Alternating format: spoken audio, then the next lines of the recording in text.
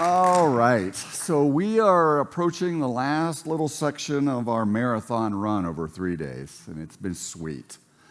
Now, I want to end in a really encouraging note. I mean, we've been challenged with a deteriorating society and with people that are blind and with the rejection of truth and with the suppression of truth, and we see it going on all around us, and it can be discouraging. But this is really, I want to end in an unbelievably encouraging and for me, very, very humbling. See, I am this nobody, introverted, just leave me alone and let me do my stuff engineer. And I gave my life to the Lord, and He does this. He takes the most unlikely person and He gives them a job that is ridiculous, and that person could never achieve it. And that's what He's done. And I look back over the last 35 years, coming up on 40 years, and I'm just astounded at how He's used little old me. I mean, Search for the Truth is just my wife and I. And she picked the name. I was trying, what do we name this? As I'm teaching about creation and writing books and publishing stuff. And she said, well, what's your main goal? And I said, it's to help people know the truth. And she said, well, how about Search for the Truth? And that's what it's been ever since. So here you have, and by the way, Robin would have loved to have been here, but we, in March, we just got back from 3 weeks in February, and we have been gone 70% of the time over March, April, May, and June. So we're only home for a few days and we're off again, and she's come with me on almost everything. And she said, I need a weekend off. I just need to stay home. So we had booked the tickets about 3 months out, and we saw this coming, and I said, that's fine. But I'm sorry she missed this. This has been a sweet time with you folks and in the church this morning. And it's just been a joy. And this doesn't always happen. Occasionally I'll preach, and the pastor will often follow up with asking if someone wants to accept Christ as their Savior. And occasionally someone does. We had 12 salvations this morning in this church. 12. Now, I used the same just enthusiasm of bringing the truth and putting it in front of people that I used this morning as I used when I'm on the foreign public education schools. And I'm going to give you tonight probably 15 minutes of the 45-minute long presentation that we give to give you a flavor of it. In the middle of it, I'm going to give you a slideshow that spans 7 years of being in 6 nations and speaking to 170,000 students and looking at their faces and looking at their responses and giving you a feel for what God is doing. Places where the truth is allowed to be shown to students. Now, we can do it all one-on-one on an individual basis, but we can't use our education system to bring the truth to our students.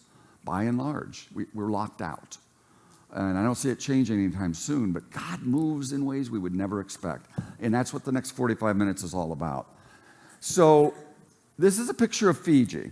I was invited to Fiji in 2015 on a missions trip to teach about creation. And about once a year, I would do a missions trip, and you go to churches, you go to schools, you do a few lectures, and you feel real good about at least getting the truth to the Christians and equipping them. But the missionary I worked with really wanted to get to the students. He wanted to get into the education system. So I proposed if we take one of my devotional books, and I could print 10,000 of them, and give one of my books to every single student, would that be a hook to get us in and do a science assembly in their public high schools? He got really excited and went to work on it. Now, to understand what happened, and I'm going to explain some miracles as I go along, just starting with the first one, you have to understand where Fiji came from. They were considered the ISIS of their day. They were brutal. They were the cannibal capital of the whole earth. They gained, in their opinion, power over other people and other cultures by eating their bodies once they took them over. To their temples, they would put 4 men around each of the 4 poles holding up a temple, 16 human beings holding the poles, and then throw dirt in on top of them. They would capture other islands, bring their children back, and raise them like cattle in order to eat them. The man who unified all the Fiji Islands bragged he had eaten 990 human beings, and the 8 missionaries that came, that motivated more missionaries to come because of how lost they were. And they underwent a Nineveh-type revival, and seriously, just like Nineveh. You know, Jonah is saying, destroy these people. And he was mad when they turned to God because of all the they were unbelievably evil. Stabbing pregnant women, destroying, killing, murdering Jews and others. But they changed. The Holy Spirit and God transformed them. And Fiji, to this day, knows it was not intellect, it was not morality, it was not humanism. It was the gospel of Jesus Christ that transformed their entire nation, and that's their history. Thousands of churches all over that nation. Now their youth are drifting away, but the leadership don't want it to happen because they still know where they came from. So as we move along with this story, it explains some of the openness to allowing them into their schools because the leadership is not gone yet. They're still coasting on, it's like America in the 50s. Now, here's what we were trying to do on these missions trips. I'm going to walk you through 8 years of missions trips, 7 years actually, because the first one really was in 2017. We are trying to connect the Bible to reality. That's the goal. That's the vision. It's not a religious book. It's not a 4,000 to 2,000-year-old ancient documents based on fantasy. It is reality, and we want to do it using the public education system by bringing science assemblies into their schools. That's the second key. Science is revered worldwide. Third world nations, developing nations, developed nations, science is revered. Now, the word is misused, as you've heard all weekend. A lot of what's portrayed as science isn't. It's just another belief system. Now, here's what a typical assembly looks like. This is 1,000 Fijian students sitting out in February, which is like our August, in the sun, 95-degree heat, 90% humidity for an hour listening to a talk that they can barely see in the sun because it's so bright with the brightest projector we could find. Here's what one looks like in the Philippines. And again, students sitting there looking at a stage in the front of an outdoor auditorium. Now, in these 7 years, we have been to 390 public high schools, okay? Spoken to 174,000 students, every single one of them receiving one of the books I gave away in church this morning called Explore the World, Knowing You Have a Creator by Examining Creation. There's been 15 trips, most of them lasting 2 weeks, some of them lasting 3 weeks. I've taken along as many as 20 people, broken them into 2 teams. Usually it's either 2 or 3 speakers. So when we go for 3 weeks, we had to have about 12 speakers to cover all the schools we went to, 6 different nations. And I'll show you some pictures of these students in these nations. The vision, using the education system of a country to connect the Bible to reality, but that's not the goal. The goal is to introduce those students to first the fact that they have a creator. Like they can know nothing else. Like more than 1 + 1 is 2, they can know the creator made them and they aren't just a product of chance and evolution. And second, how much that creator loves them and how much he has done for them as their savior. That's the real goal, because that's what's going to change lives. You can create 100,000 little creationists running around, but if they don't believe in Jesus, they're not going to transform anything, nor are they going to be transformed.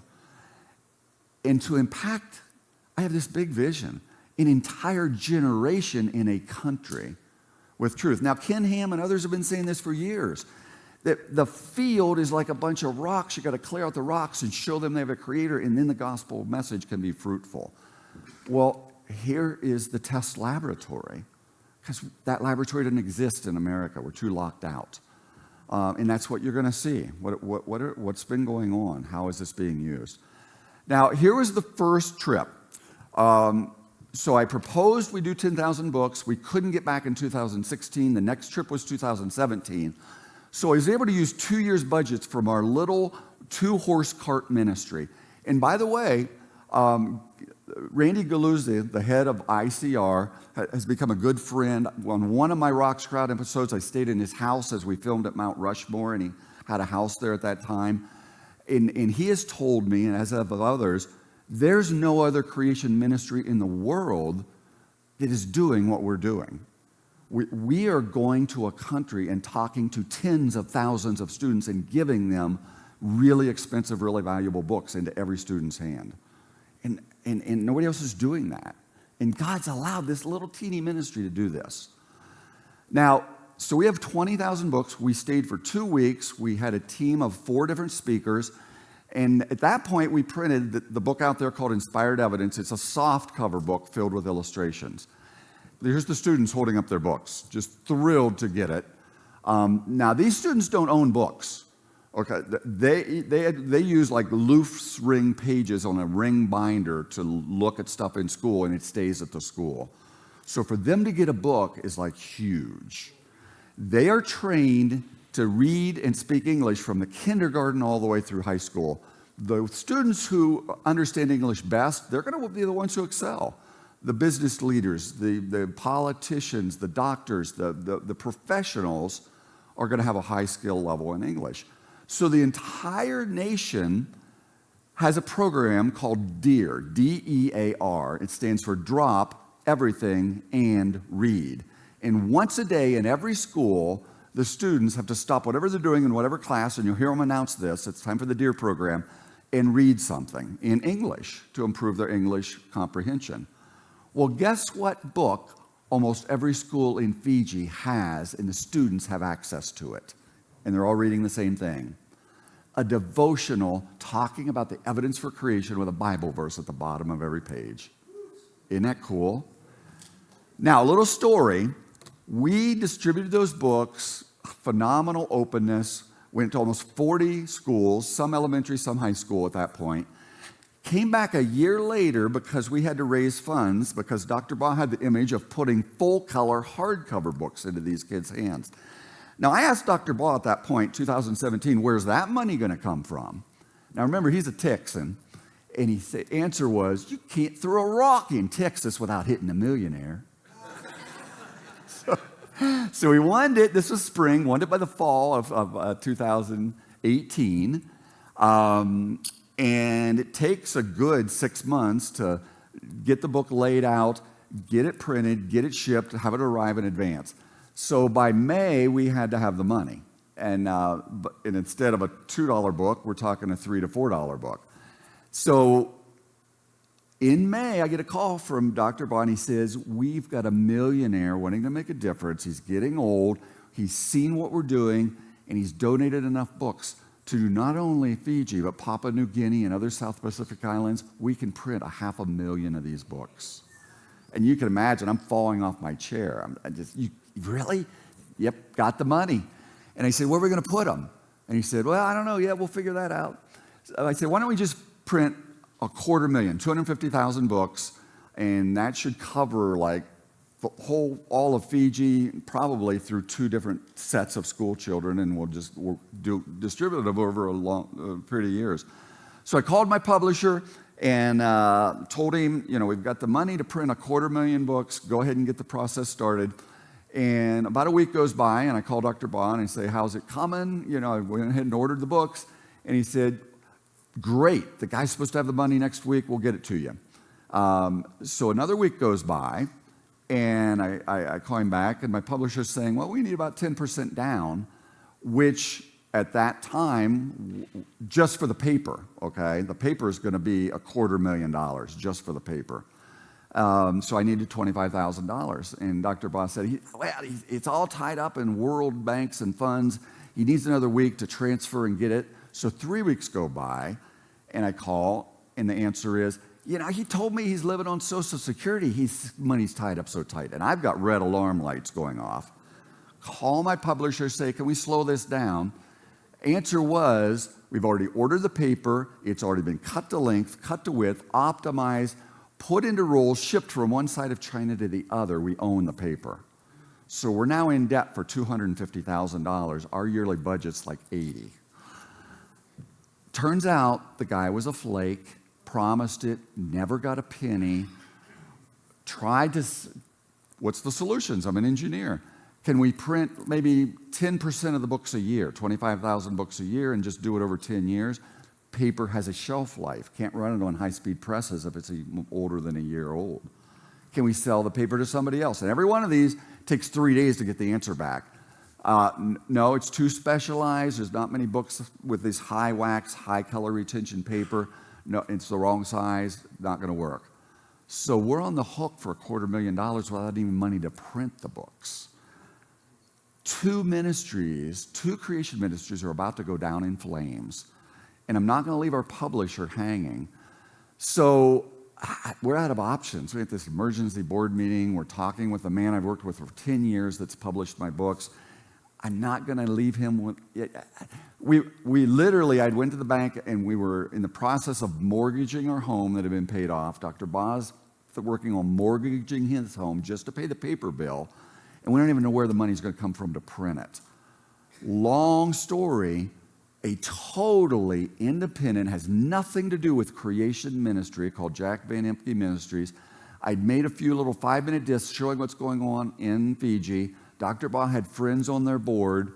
They looked at that, at the impact we'd had just in that first trip, wrote us a check for $300,000.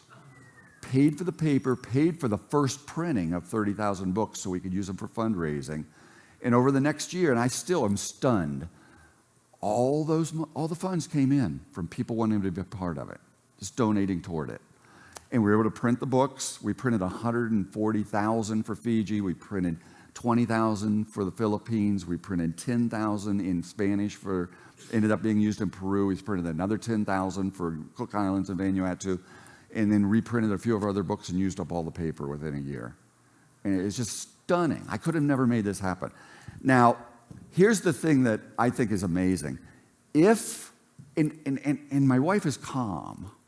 We're mortgaging our house. Talk about miracles. My wife is calm. If it hadn't happened this way, Satan is out to sink, destroy two ministries. We'll spend the rest of our life just trying to recover from this.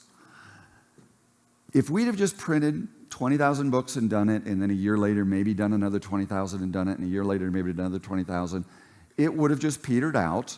We never would have got the permission from the entire nation's education department to go into all the schools, because it was just a little step at a time thing. It wouldn't have been this big vision, and it would have never spread to other nations. But God took what was a financial disaster that should have sunk us, and he made it happen in a way that we had access to an entire nation. It's just unbelievable. And it's just normal people that I had spoken in their churches that looked at what we were doing and wanted to be part of it. And we're talking hundreds of people, not tens of thousands or huge churches or huge foundations, just ordinary Christians. It's just stunning. So here we are back with these full-color books, 2018. Here's the Philippines that happened the next year. And here's what we're showing them in the presentation. The presentation shows them how science works, and that science is just a tool, and that the Bible isn't just a book of religion. We start with Genesis 1:1, and we say, is this a statement of science or is it a statement of religion? Almost 100% of the students say, oh, that's religion. It involves God.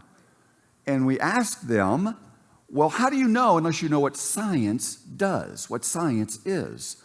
And science is the study of time and energy and space and matter and how it interacts. Does anybody see time? And they all immediately get it. Well, in the beginning of time.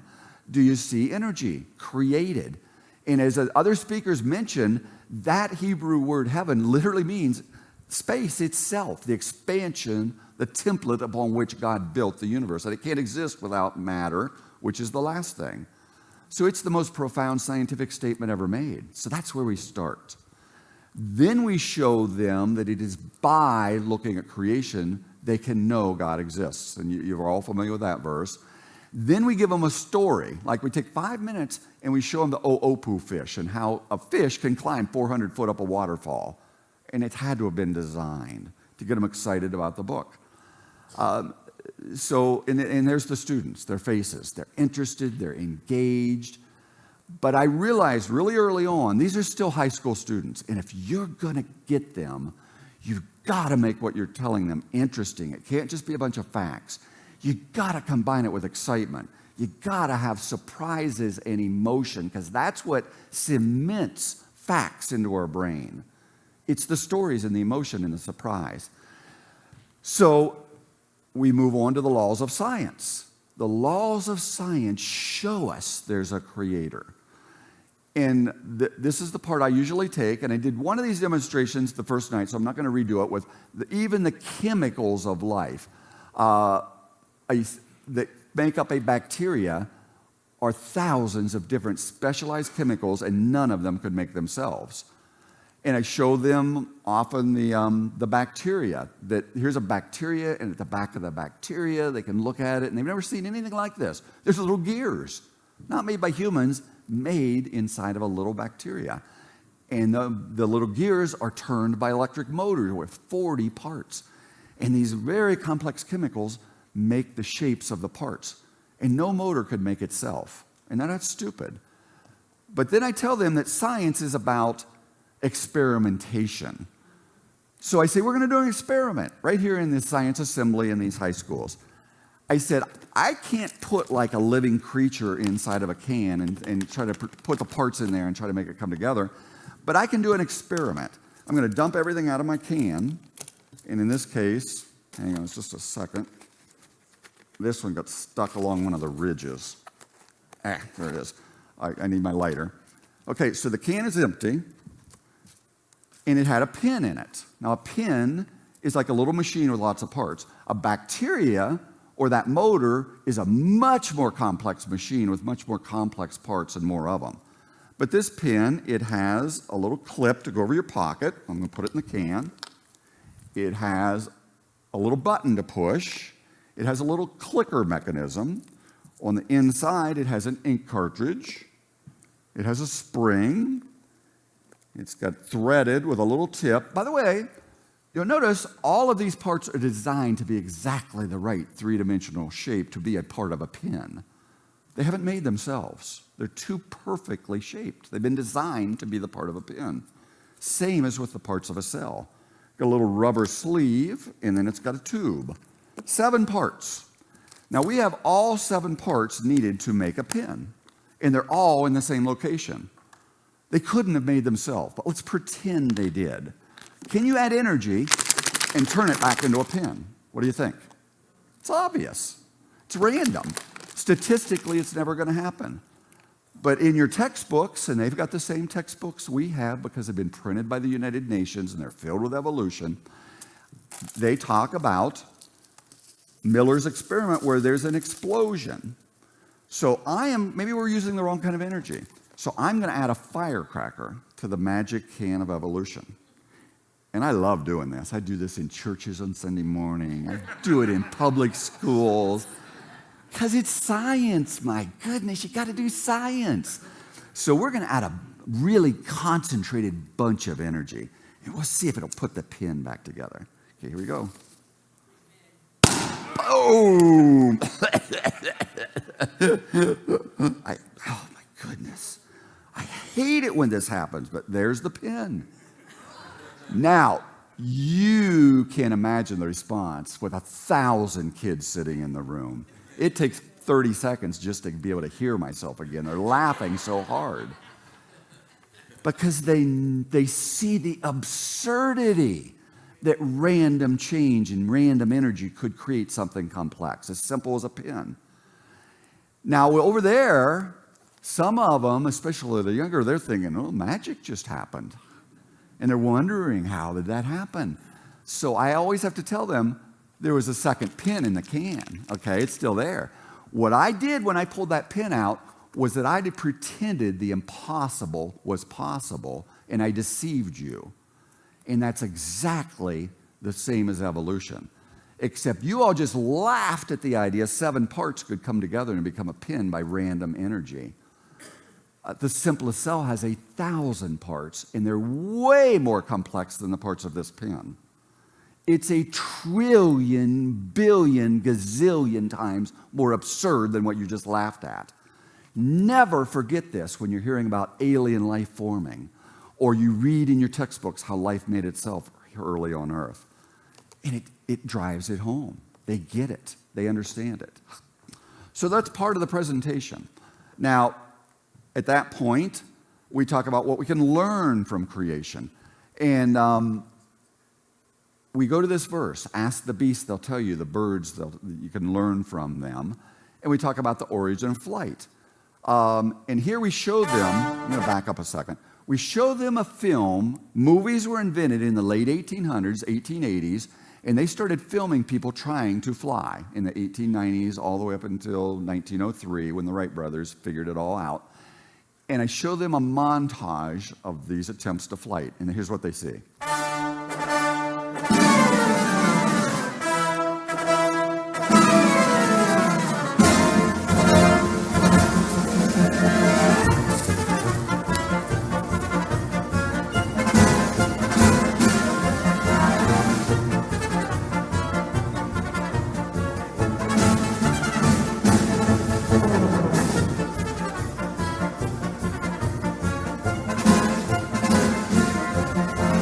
And they're laughing. They are belly rolling laughing at this point.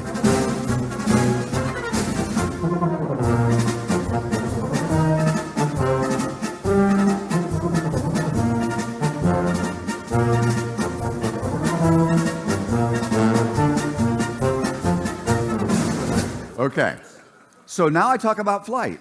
We learned to fly after 3,000 years of trying to figure it out. By the way, I ask people, how many had a reoccurring dream when you were young that you could fly? Raise your hand if you did. Always the same. Somewhere between a third and half of the people. Isn't that interesting? It's like we see the birds, and we want to do that. But it wasn't until we figured out flight, and I'm going to go a little faster, okay? They get a lot more explanation. Figured out how it works, but you got to get that shape of the wing that creates low pressure moving fast enough to create enough lift to lift a heavy weight. Now, I found this film, and I love this film. It ought to make the hair rise on the back of your neck. Only 120 years ago, the Wright brothers figured it out. They flew in a straight line for 100 yards or so. Then they went and got photographers. They got a movie crew. They came back the next day in December of 1903, and both Orville and Wilbur climbed onto the plane. They dropped an enormous weight down that propelled the plane forward. I never knew this. That's what got it moving fast enough.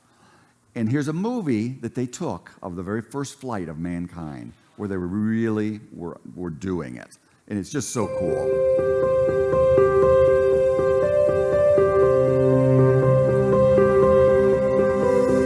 So there goes that weight up the big tall tower. There's Orville and Wilbur both climbing on this plane.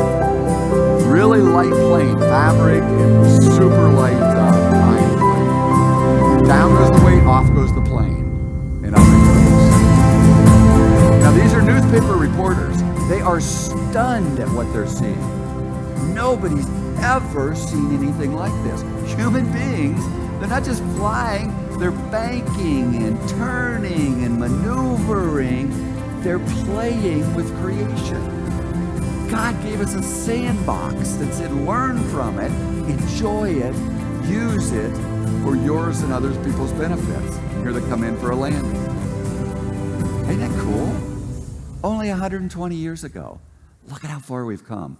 Now we take about 3 or 4 more minutes and talk about how we've designed better airplanes based on birds' wings and the swift bird, and how we sweep back the wings, how we learn to use flaps and slats in the front and the back of the wings, because that's what birds do, and all this stuff. And we often break the presentation into parts. So one person will do flight, another person will do the Opu fish story, and another person will do the complexity of life, and everybody gets to participate and be part of teaching these kids about creation. So here I am teaching. As I said, when we introduce the flight part, we make it fun. We literally have Superman with a cape come running through the crowd. Okay, and they all know who Superman is, and they're cheering, and the kids are laughing and enjoying it. And then we spend probably the most time of any subject on the worldwide flood. And again, we make it fun. I'll hold up a fossil, and I'll say, as did Mike, you know, we dig up these things. It's an animal that used to be alive, but it's solid rock. And nobody digs it up and holds it up to their ear and listens really close, and maybe they'll hear it say, 100 million years ago, I was crawling on the bottom of the ocean, and I died. Really? What happened? A rock hit me in the head. They don't talk. It's got to be interpreted. And we explain to them that fossils aren't forming today, but the Bible talks about this world-covering flood, and it would have pulverized this planet and buried everything rapidly. And if these fossils aren't millions of years old, the rock layers aren't millions of years old. And then we talk about how fossils form, and we talk about the flood, and we use dinosaurs. And at some point when we mention dinosaurs, we have someone in an 8-foot-tall inflatable T-Rex come running in through the room. And again, it attaches emotion to what we're doing. And then we pass around what we show them is coprolite. We don't tell them what coprolite is, but we have people helping, and they pass it around, and you can see it's just kind of crusty, and it's some sort of a snail-like thing, and they're touching it, and the girls have a section. They separate girls and boys over there. And then we tell them, that's fossilized dinosaur poop. And that's the response, except the girls are going, and then I take a piece and they go, because I know it's a rock. There's no organic matter left in that. And fish don't take 10,000 years to eat their lunch. A fish caught eating another fish was buried fast, and so on. And here's our T-Rex chasing me across the stage. And we take time to talk about soft tissue and Mary Schweitzer. We just give them evidence to go with reality. And we're cementing it into their thinking. And we end by showing them a film about how peer pressure is incredible to conform to the majority, the scientific consensus. And I'm not going to take time to show that, but it's on my videos at the end of One of the Rocks Cry Out, and it's really, really powerful. So that's the presentation. Now, then we have the salvation call. And I just want to show you some pictures. You can feel the sincerity of these kids, okay? Now, some of the early ones, we would ask them to pray, but Fiji is such a compliant culture that 100% of the kids would raise their hand and pray. And we just started to feel like they're getting the impression that they've said this magic prayer and now they're inoculated and they don't have to do anything else and they're saved, whether they are or aren't. So we've kind of changed strategy of making sure they knew this was a personal thing they had to do, not just a magic set of words. But I know some of this was so sincere. You could feel it and see it in their faces. So here's the altar call in 2019. Here's students praying in February 2020. Then we would go to the inner parts of the island. There was one trip where we had a rainstorm that trapped us in the middle of the island all night long, and we were late getting to school the next day. I want to show you just a little piece of it, just because it's kind of fun to see the adventure part. Now, here is the road we passed on the way to an inter-island school. It took 4 hours to get to the school. We came down the road over here, came across this bridge. The water's just barely oozing across this, and then went up the hill. Here's what it looked like 6 hours later after we'd given our presentation and we were on our way back. Okay. Hi, we're here in Fiji, turn it up just a touch, where our road has been cut off by a raging flood. You can see it over on the other side. That's where we need to be. The water in between is where we don't need to be. We just finished speaking to about 100 kids at the Thomas Baker School. He was the original missionary that came to Fiji about 150. Okay, I'm going to just keep moving, but that's it. I mean, we spent the night on a mat in a hut that a local villager let us sleep on the floor, and then got up at 3 in the morning and turned out the road was washed out. We had to do a 6-hour ride around to get back to where we needed to be. But big assemblies, filled schools hanging off of balconies in the Philippines. Found out it works just as well in other nations. The Philippines, Vanuatu, same response from the students. Intense interest and just as much interest hearing the gospel message as hearing the science part. And I asked our pastor this last fall when we went over to the Philippines, I said, I am stunned that these students are so absolutely entranced by hearing a pastor give them the gospel message of salvation by grace alone, not by their actions. And he looked at me and he said, they've never heard it. They've never heard that message. It's Catholicism. It's all about works. You got to earn it. You got to do this. You got to do that. And it doesn't work. So it's really, really, really neat. Here's distributing the books. These kids immediately start reading the books. Here's the dinosaur coming down the middle of one of the aisles in one of the schools. In Peru, here's kids raising their hands. Yes, I want Jesus to be my Savior. In a primary, I love this picture. My wife, Robin, took this picture. My favorite picture in 7 years. That's when I pulled the pin out of the can. That's when she snapped it. Now, let's check this out. You go from fear to like joy to absolute astonishment to absolute laughter, all in the same picture. Isn't that just the most precious picture? The whole range of emotions. We went to the Cook Islands. The whole nation is 80,000 people. Now, most people move off the island and they're working in New Zealand or Australia, so there's a couple 100,000, 250,000 national people, but living on the island, sending the kids to school is only 80,000.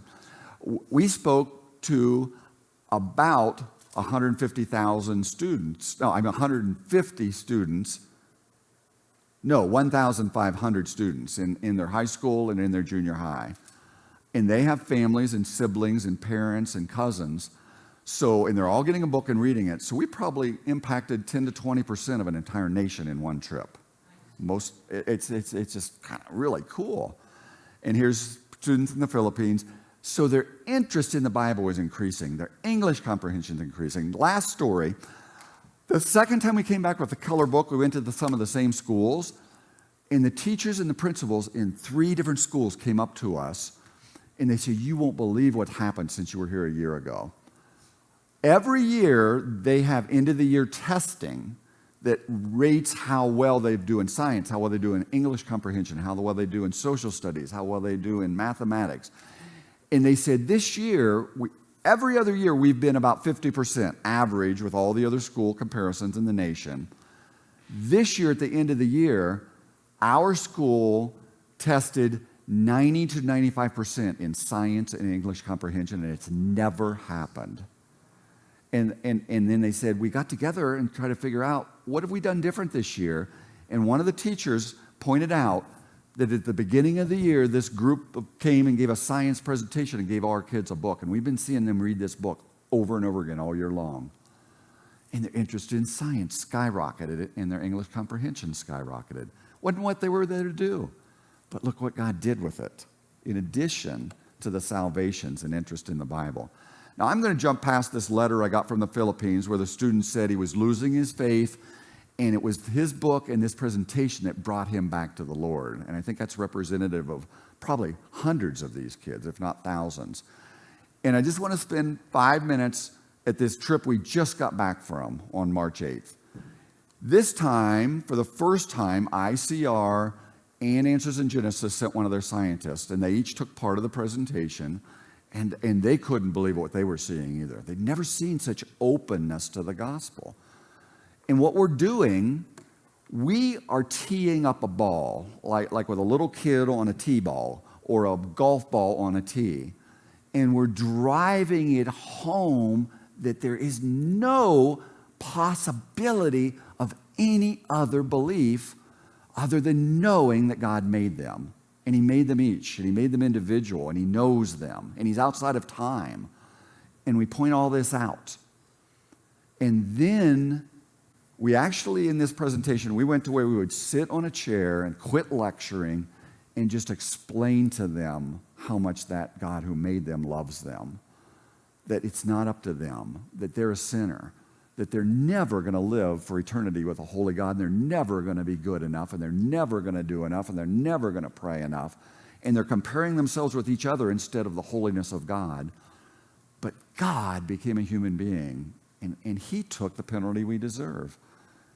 And then I would end by letting them know, if there's never a time in your life where you have really been looking at nature or felt God's presence or been laying in bed tonight thinking about your eternity, and you can't think of a time where you have acknowledged your own shortfall and acknowledged your sinfulness and thanked God for what he's done and believed that he became a human and died in your place so that you can live with him forever. If you've never done that, you're probably not saved. And you're not going to end up for an eternity in heaven. You're going to end up eternity in agony separated from him. But that's what you need to do. And if you need to know more, it's in the book. You're going to read a sample prayer and what you need to do. And then we'll leave it to the Holy Spirit in individual lives what they're going to follow up with. So here's the 22 people. Half of them are Fijian, half of them are Americans, wives and speakers. We hauled 24,000 books into these schools on dollies, loaded them into soft bed army trucks. And here's some of the faces of the students that are listening and enjoying. Here's my wife, Robin, handing out the books to the students that can't wait to get them. Then they want them signed. And they don't care who wrote it. They just want your signatures. And depending on our schedule, we would sign 1,000 books, or we'd have to leave and get as many signed as we could. But 23,980 students in 48 high schools over a 3-week period. And here's just samplings of some of what these schools look like. Each of these pictures is a different school. Outdoor, open air auditoriums. Look at the number of students. Indoor auditoriums that are their cafeterias packed in. Just rows of students, circles of students. There's Brian Thompson from ICR speaking. Here's big skyscrapers in the back as they're sitting and listening. Leaning forward, looking in windows where there's not enough room inside of these rooms. And here's some of the funny parts. You can just see the joy on there. They're wonderful, neat people. It's not just Fiji, it's the Philippines, it's Peru, it's everywhere we've been.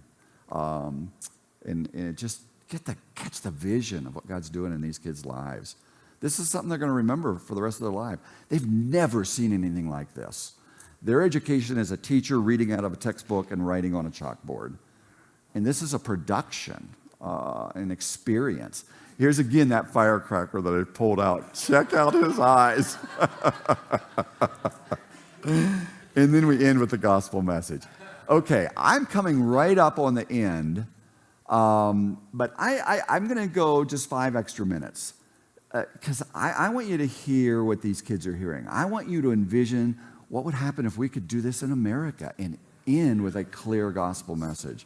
Because it's just coming from all the speakers' hearts, just desiring that these kids hear the truth. And these are some of their faces as they're listening to the gospel as other presenters have presented it. They're listening, they're thinking, they're interested. So here's how I ended one of the assemblies. And this goes for about 5 minutes and then we're done. But I think it's good to hear what these kids are hearing and catch God's vision of what it's doing in their lives. Now, I'm going to read to you what I think, for me, was the most scary verse in the entire Bible. This verse should chill you to the bones. This is what it says, and this is Jesus speaking. Not everyone that says unto me, Lord, Lord, will enter the kingdom of heaven.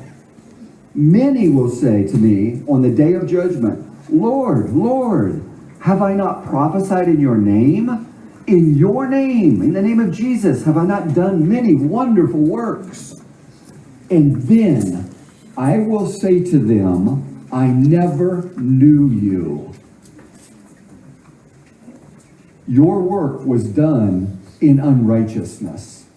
How do you know your good works are going to be enough to get you to heaven for eternity? How do you know? That's the most important thing to know.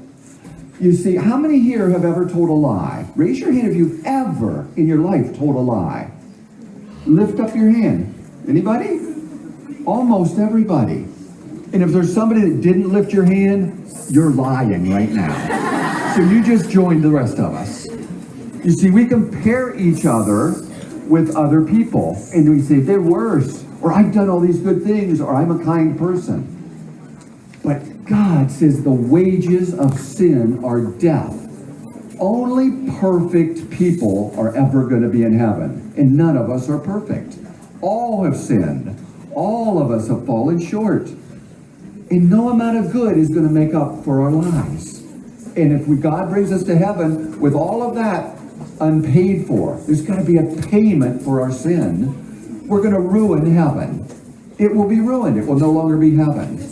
So what has God done? Jesus said something else. He says, no greater love there is than a man would give his life for another. That's what God did for us. He paid the penalty we owe for our sin. And it's a gift. We didn't earn it. While you were a sinner, Jesus died for you. That's what we're told. Not because we earned it, while we were still a sinner. That's when he died for us. You see, if this is God and this is us, when God made Adam and Eve, they were in fellowship. But as soon as Adam sinned, it's like Adam said, I don't want to obey your rules. I want to make the rules. In other words, I don't want you to be God. I want to be God. I want to be in charge. Now, we're sinful and God's not. And all our life, we keep doing it. I want to do that. I want to do this. And we know it's wrong, but we still do it. And by the time we die, it's like there's a whole book of sins that have to be paid for. And the penalty is death. Forever separated from God. But God, who made the whole universe, He's enormous. He's brilliant. He's beyond imagination beautiful. He became a little itsy bitsy teeny weeny human being. God became a human being. And He's died for us. If this is the universe and God made the universe, time is part of the box. God is outside of time.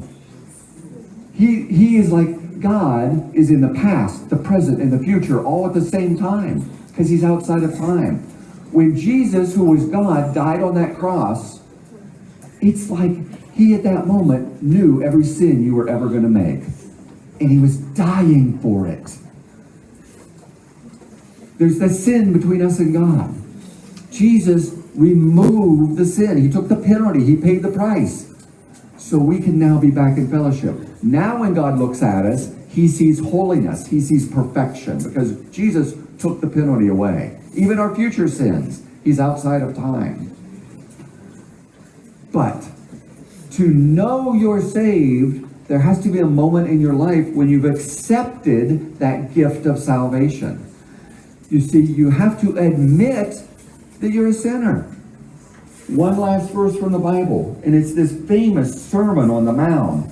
Jesus said, blessed are those who are poor in spirit. Theirs is the kingdom of heaven. Who know they don't deserve it. They know they're a sinner. Those are the ones who will go to heaven. Blessed are those who mourn for their sinfulness, and they're sorry for it. Blessed are those who are meek, who don't think, I am proud, I've done a bunch of good works. God resists the proud. He lifts up the meek. See, Jesus is saying over and over, unless you admit your sin, you're not going to go to heaven. You're going to be in hell forever. Second, you must believe that Jesus was God and died for your sin, and actually believe it. And third, you must confess that He is Lord. You must accept the gift. If I give you this book, it does you no good unless you take it. God died for you, but unless you admit your sinfulness and accept it, it does you no good. So if you can't think of any time in your life you've, in absolute humility, in the privacy of just you and God at night in bed when you're looking at the world, admitted, I don't deserve to live for you forever, and that you love me so much you would have died for me, and accept it, you are saved. At that moment, you are saved. You don't have to do anything else. But in gratitude, then you start to want to live for Him. And you'll feel a change. So think, has there ever been that moment in your life? Think about how we've ended it with these thoughts. And act upon it for yourself. The most important thing you'll ever do. That's so what thank we're you there for to do. having us. It's been a pleasure and a joy to be here today. Now, can you imagine if we had that freedom in America? My goodness, that's what God's doing overseas. 174,000 students hearing some version of that message. And at the end, we had left, the team of people left, took a Saturday, and they climbed up this one of these volcanic peaks, one of the highest mountains in Fiji. This is what they saw. They sent me this picture. So when we got back on our airplane ride, they said, this is what God gave us at the very end of this last trip. That was the picture, a rainbow over Fiji. So we also, on this trip, have started training teachers, retired teachers, to go into the school, because Fiji wants their students to not lose their faith, and bring a 1-hour discipleship program per week to each group of students, and a teacher doing 3 classes a day for 3 days a week could impact 500 students. And all they need to get there is the money to take cabs to get into the school. And I had not known this, because we had trouble getting teachers that could go do discipleship with these students, strong Christian, mostly ladies who were retired and still wanted to teach, impact students. So they form a relationship over a 3-year period, follow these students through school, answer them questions, teach them about Christian principles of living and so on. And we are now funding 10 teachers. Costs about $2,000 a year just to pay them transportation to get back and forth. They're not earning a salary. And to fund the missionary that's overseeing this whole program. And my vision is to get a teacher in almost all the high schools that follow up with our programs with Christian discipleship of these students. Think of what the impact that could have on an entire nation. And I don't have no idea where God's going with this, but it's such an honor to be a part of it. And I wanted to share it. I want you to catch the vision and see what God's doing. Even when it's discouraging here, He is working. And in ways that I could have never thought of or imagined.